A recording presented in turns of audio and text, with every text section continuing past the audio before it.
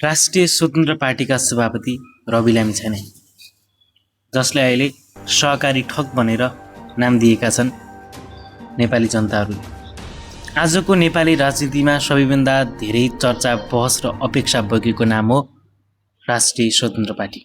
सञ्चार क्षेत्रबाट राजनीतिमा प्रवेश गरेका रवि लामिछाने वर्षौंसम्म आम जनताको आवाज बनेर टेलिभिजन स्क्रिन मार्फत अन्याय, भ्रष्टाचार र व्यक्ति विरुद्ध बोल्दै आएका व्यक्ति हुन्।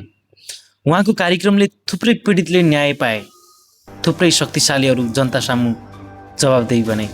त्यही अनुभव र जनताको भरोसालाई लिएर रवि लामिछानेले स्थापना गर्नुभयो राष्ट्रिय स्वतन्त्र पार्टी। पुराना अनुहार, पुराना शैली र पुरानो राजनीतिबाट दिक्क भएका युवाहरूको आशा बनेर उहाँ बारम्बार भन्नुहुन्छ, राजनीति सेवा हो, व्यापार होइन। सत्ताभन्दा व्यवस्था सुधार मुख्य हो भन्ने उहाँको धारणा आज धेरै नेपालीको मनसँग मिल्छ। संसदमा होस् वा सडकमा रवि लामिछानेले सुशासन, पारदर्शिता र जवाबदेहिताको कुरा उठाउँदै आउनु भएको छ। गल्ती भयो भने स्वीकार्ने, सही छ भने ढटेर लड्ने, यही उहाँको शैली हो।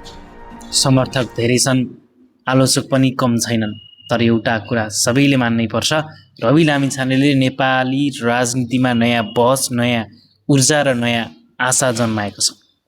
आज प्रश्न एउटै छ, के पुरानो राजनीतिक साँच्चै बदलिन सक्छ? र यसको उत्तर खोज्दै अघि बढिरहेका छन् राष्ट्रिय स्वतन्त्र पार्टी र सभापति रवि लामिछाने। निर्णय जनताकै हातमा। अब हामीले फागुन 21 गते आम नेपाली दाजुभाइ तथा दिदीबहिनीहरूलाई म अपिल गर्न चाहन्छु, हाम्रो भन्दा पनि राम्रोलाई चुन्नुहोस्।